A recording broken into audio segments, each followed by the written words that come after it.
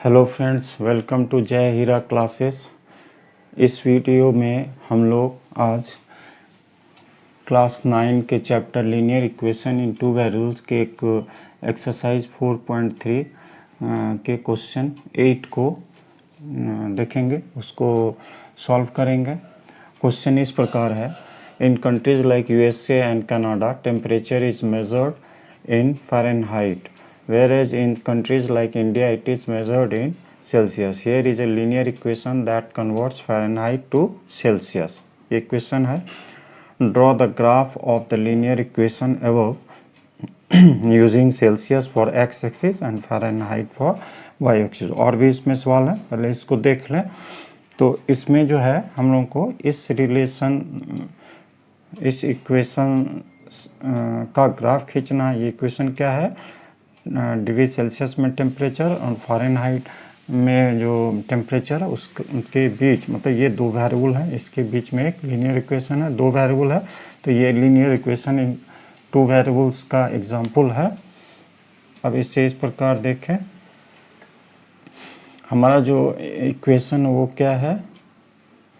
f = 9/5 c + 32। तो graph खींचने के लिए हम लोगों को सबसे पहले क्या होता है, इसका सॉल्यूशन निकालते हैं। तो इसका इस प्रकार सॉल्यूशन निकाल लीजिए।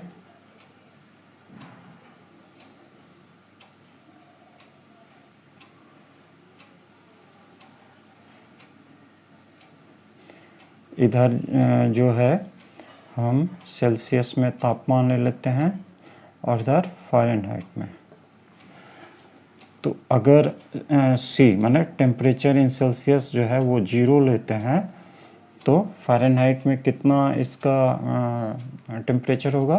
तो देखिए 0 होने से ये 0 हो जाएगा, तो 32। और अगर हम फ़ारेनहाइट डिग्री सेल्सियस में 5 लेते हैं तो ये देखिए इस प्रकार 9/5 × 5 + 32, ये देखिए इस प्रकार क्रॉस हो गया। 9 + 32 यानी 41 होता है। तो फ़ारेनहाइट में टेम्परेचर 41 हुआ। अगर हम डिग्री सेल्सियस में टेम्परेचर 10 लेते हैं तब क्या होगा? देखिए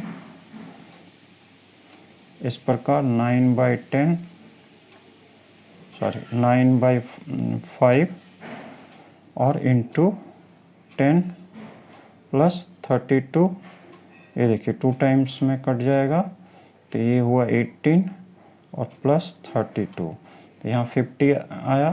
तो इस प्रकार जो है इस इक्वेशन का हम लोग सॉल्यूशन निकालें। अब इस सॉल्यूशन को उपयोग करके ग्राफ खींचेंगे। इसका प्रत्येक सॉल्यूशन एक पॉइंट को रिप्रेजेंट करेगा। तो अब देखिए डिग्री सेल्सियस में टेम्परेचर है 0, तो फ़ारेनहाइट यानी अच्छा इसमें देखिए जैसा क्वेश्चन का उसी प्रकार से टेम्परेचर सेल्सियस को हम लोग एक्स एक्सिस की तरफ लिए और टेम्परेचर इन फ़ारेनहाइट को वाई एक्सिस के लिए। अब देखिए जब टेम्परेचर 0 है सेल्सियस में, तब जो है उस फ़ारेनहाइट में टेम्परेचर कितना है? 32। तो इसका जो है एक यूनिट जो है उसको हम लोग 10 लिए हैं। तो इसमें जो मेन यूनिट, तो इसमें जो 10 पार्ट होते हैं ग्राफ पेपर, ये ग्राफ पेपर पर अगर बनाते हैं तो क्या होगा? इसमें छोटे छोटे जो यूनिट है वो एक यूनिट को डिपेंड करेगा, तो डिनोट करेगा। तो कहीं पे ये देखिए इस प्रकार पॉइंट आएगा। ये पॉइंट क्या हुआ? 032, यानी सेल्सियस में टेम्परेचर अगर 0 है तो फ़ारेनहाइट में टेम्परेचर का मान 32। अब दूसरा पॉइंट देखिए, सेल्सियस में 5, यानी इस तरह बीच में, और ये है 41। तो इस प्रकार जो है ये पॉइंट आएंगे। इस पॉइंट का कोऑर्डिनेट क्या हुआ? 5, 41। अगर सेल्सियस में 10 है टेम्परेचर इस प्रकार, तो ये 50 है डिग्री फ़ारेनहाइट में। इस प्रकार देखिए तो ये जो पॉइंट हम लोग ग्राफ पेपर पर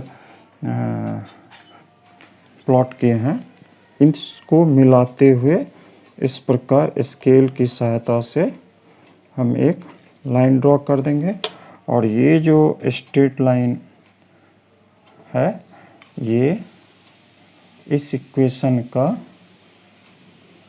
ग्राफ हुआ।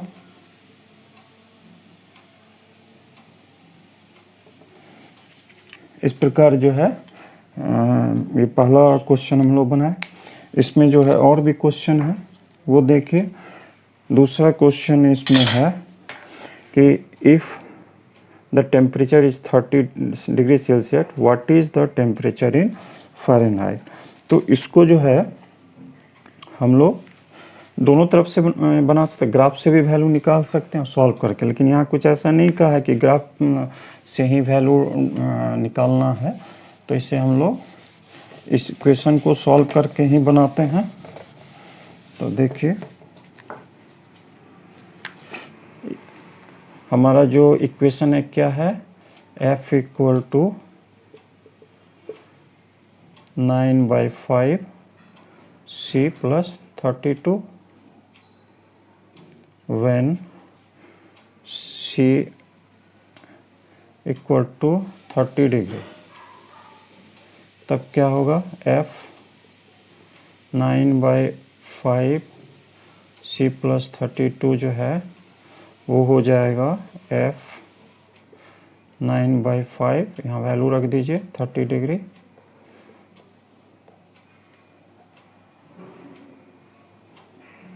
देखिए 6 टाइम्स में कट जाएगा। तो यहाँ कितना आ गया, इस प्रकार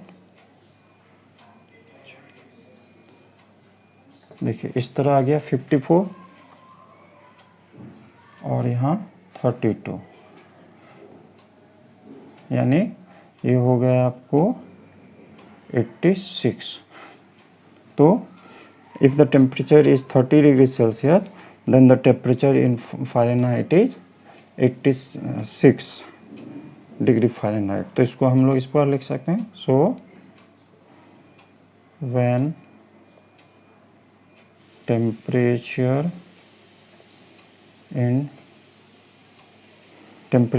is दे दीजिए is 30 degree Celsius, then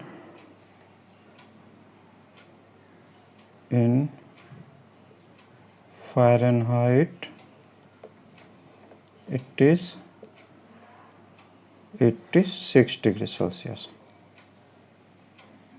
86 degree Fahrenheit. तो ये हुआ। अब एक दूसरा सवाल देखिए, इसमें कह रहा है if the temperature is 95 degree Fahrenheit what is the temperature in Celsius. पहले वाले क्वेश्चन में जो है सेल्सियस में तापमान दिया हुआ था और फ़ारेनहाइट में निकालने के लिए कहा गया था। अब इस सवाल में जो है टेम्परेचर जो है वो फ़ारेनहाइट में दिया हुआ है और सेल्सियस में हमें टेम्परेचर का वैल्यू निकालना है। फिर से हम लोग इस इक्वेशन को लिखते हैं, F equal to 9/5 C plus 32 when F equal to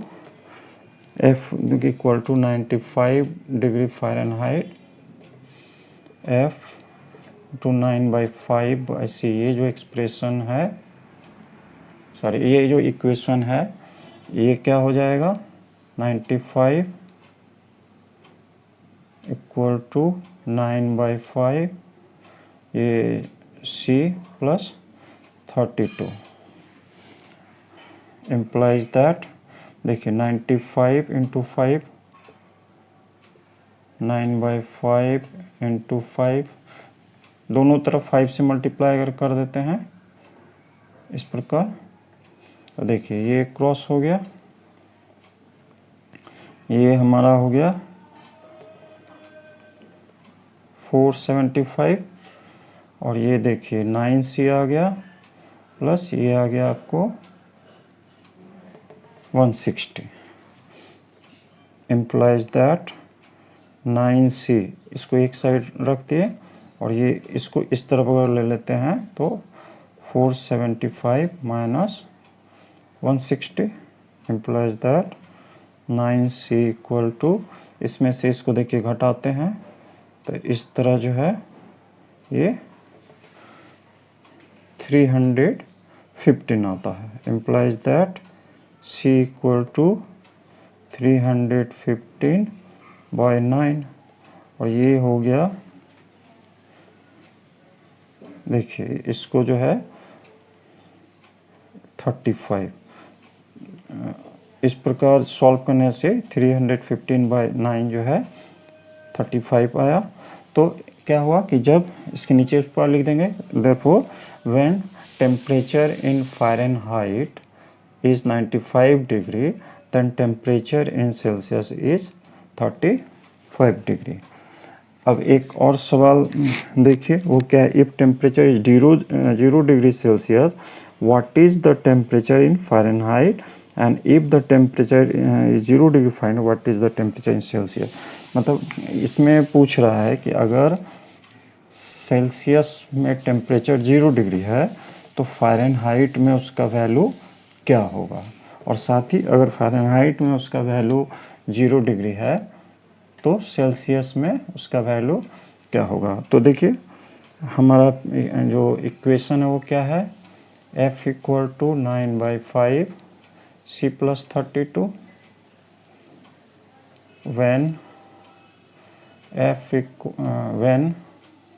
पहले लिखते हैं when C इक्वल टू 0 तब क्या है F equal to 9/5 C plus 32 जो है वो क्या हो जाएगा, F 9/5 यहाँ 0 प्लस 32।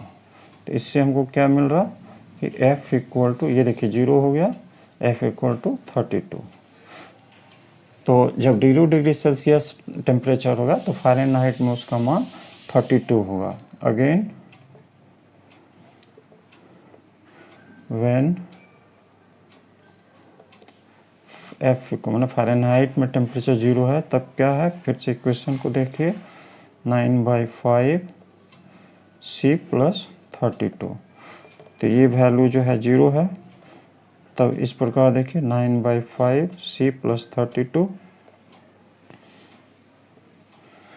देखिए 5 से दोनों तरफ अगर मल्टीप्लाई करते हैं तो ये तो 0 ही रहेगा और ये 9C हो जाएगा और ये जो है 32 इंटू 5 इस प्रकार हो गया।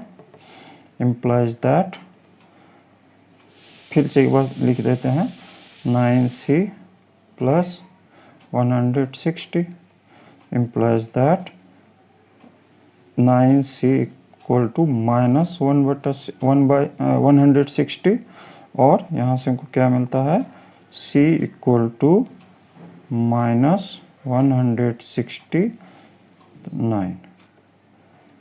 इसमें और दिया है 5th क्वेश्चन जो है इसका कि क्या मतलब दोनों का मतलब जब डिग्री सेल्सियस और फ़ारेनहाइट का दोनों मान सेम हो सकता है, मतलब इस इक्वेशन में ऐसा सिचुएशन आ सकता है कि डिग्री सेल्सियस और फ़ारेनहाइट में दोनों मान सेम हो, अगर है हाँ तो वो वैल्यू क्या होगा। तो इसमें देखिए हमारा जो इक्वेशन है वो है F equal to 9/5 C plus 32 let F equal to, इसको ऐसे लिखे let F be temperature in Fahrenheit be, let F be equal to C, then इसको अगर इस प्रकार 1 मान ले then from 1 we get that, क्या हमें मिलता है, तो F की जगह C का वैल्यू पुट कर दीजिए क्योंकि इक्वल माने हैं, तो C equal to 9/5 C plus 32 implies that अब दोनों तरफ 5 से मल्टीप्लाई कर दीजिए, 5 से 9 से प्लस 32 इंटू 5 implies that 5 से 9 से 160 implies that इसको जो है इस तरफ ले लें, इसको अपोजिट साइड ले लें, तो इस तरह लिखते हैं 9 से माइनस 5 से इक्वल टू 160 माइनस 160। इसको इस साइड ले लिए और इसको इस साइड लिखने में जस्ट अरेंज किया इस प्रकार।